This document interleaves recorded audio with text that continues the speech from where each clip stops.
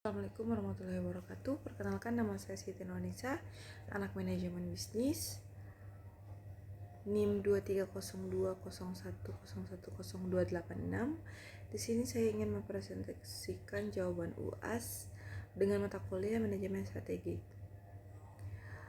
Yang pertama ada analisis, yang kedua formulasi, yang ketiga implementasi, yang keempat evaluasi, yang kelima keunggulan kompetitif. Yang pertama, saya akan menjelaskan tentang konsep dan pentingnya strategi. Apa itu manajemen strategi? Proses manajerial dan merumuskan, mengimplementasikan dan mengevaluasi kebutuhan lintas fungsi yang memungkinkan organisasi mencapai tujuan jangka panjangnya secara berkelanjutan. Mengapa sangat-sangat krusial? Karena memberikan arah yang jelas, mengantisipasi ketidakpastian pasar, mengoptimalkan alokasi sumber daya, dan membangun keunggulan bersaing yang sulit ditiru oleh kompetitor. Selanjutnya ada analisis lingkungan eksternal. Yang pertama, analisis makro. Di sini terdiri dari 6. Yang pertama, political, stabilitas politik, kebijakan perpajakan dan regulasi pemerintah. Yang kedua, ekonomi, tingkat suku bunga, inflasi, dan tren pertumbuhan ekonomi. Yang ketiga, sosial, demografi penduduk, perubahan gaya hidup, dan tingkat pendidikan. Yang keempat, teknologikal, disrupsi digital, otomisasi, dan laju inovasi. Yang kelima, environmental, isu perubahan iklim dan berkelanjutan. Yang keenam dan terakhir dari analisis internal atau analisis makro, undang-undang ketenagakerjaan dan hukum perlindungan konsumen. Di sini ada juga analisis industri, terdiri dari 5 bagian. Yang pertama, daya tawar pembeli. Pembeli kuat jika mereka memiliki banyak pilihan alternatif dan switching cost yang rendah. Yang kedua, ancaman pendatang baru dipengaruhi oleh tingginya hambatan masuk atau barriers to entry. Yang ketiga, ancaman produk substitusi, produk dari industri berbeda yang dapat memenuhi kebutuhan konsumen yang sama. Yang keempat, daya tawar pemasok. Pemasok memiliki daya tawar tinggi jika jumlah pemasok sedikit dan tidak ada bahan baku pengganti. Yang terakhir, intensitas persaingan industri, tingkat kompetisi langsung antar pemain dalam industri yang sama.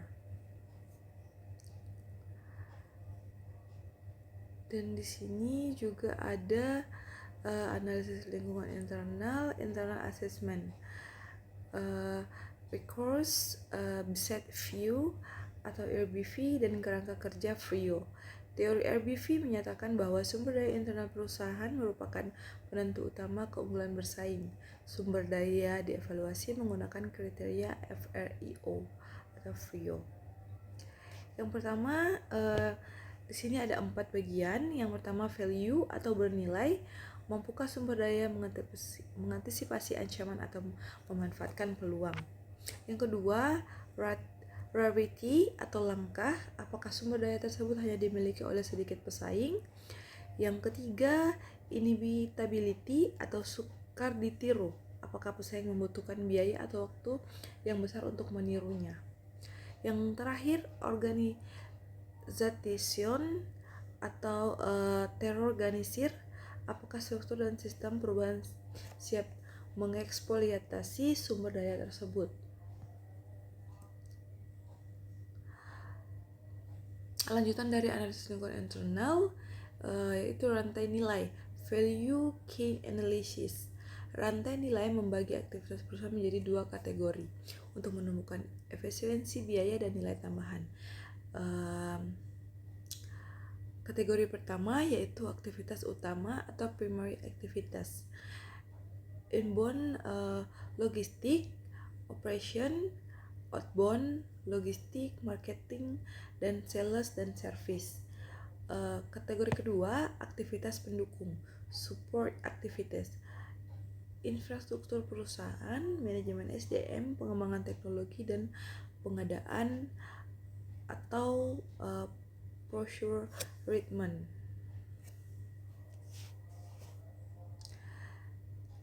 Sintesis dan formulasi strategi adalah bagian kedua dari 5 bagian pertama yang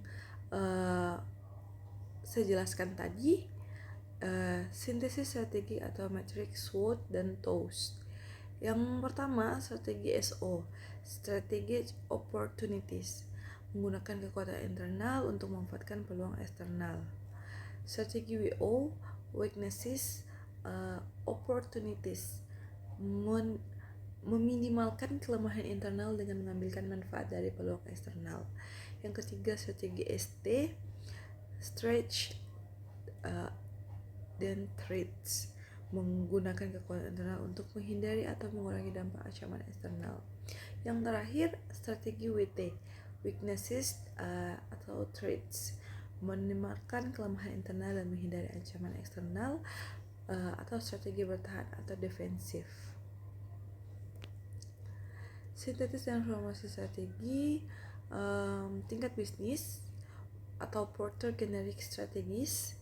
Yang pertama, keunggulan biaya, cost leadership, menjadi produsen berbiaya paling rendah dalam industri atau fokus pada efisiensi profesional dan skala ekonomi.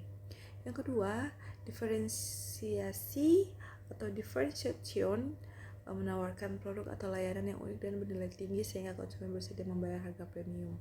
Yang ketiga, fokus biaya, cost focus, menerapkan strategi keunggulan pada biaya segmen pasar atau ceruk pasar yang sempit.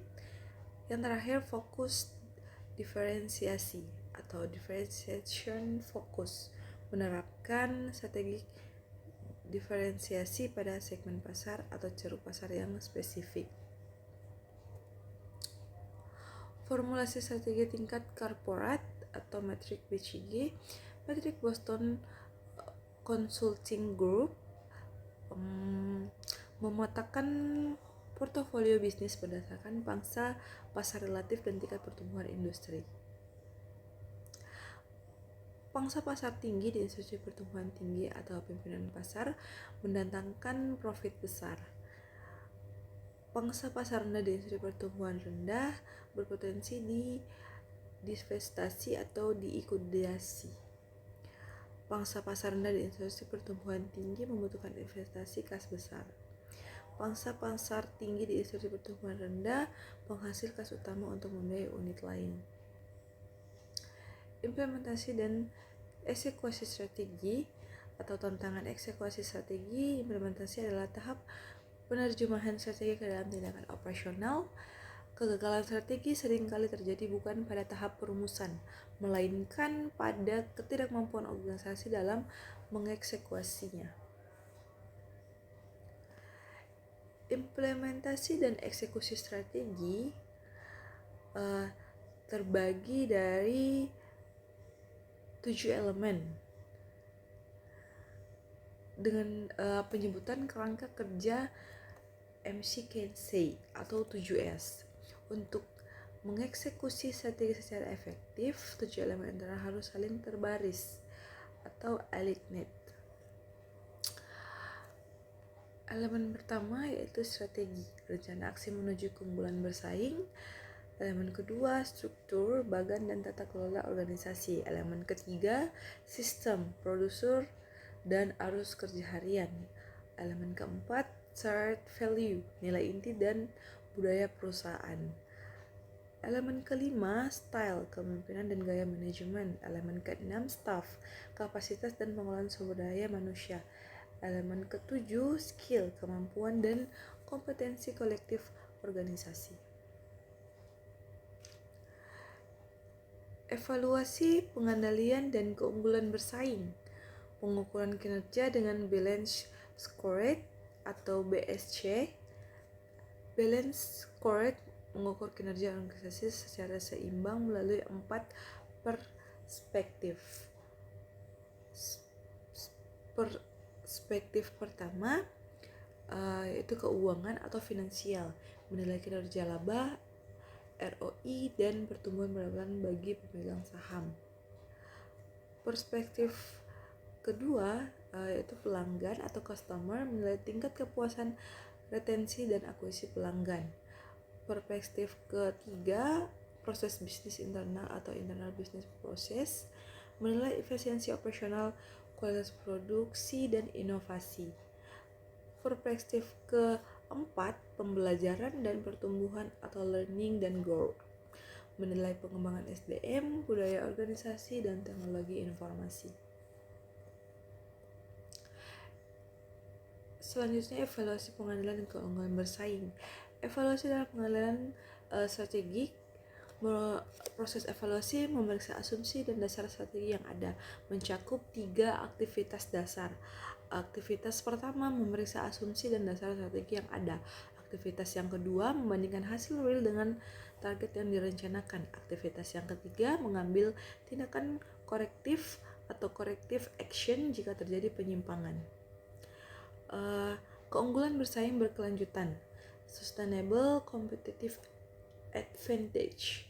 Keunggulan bersaing berkelanjutan dicapai ketika perusahaan mampu mempertahankan posisi di atas rata-rata industri dalam jangka panjang. Hal ini membutuhkan penggabungan antara inovasi yang berkesinambungan, adaptabilitas terhadap perubahan pasar, dan perlindungan atas kapabilitas unik FRIO dari peniru pesaing. Sekian dan terima kasih. Mohon maaf bila ada salah kata dalam penyampaian presentasi saya. Sekian. Assalamualaikum warahmatullahi wabarakatuh.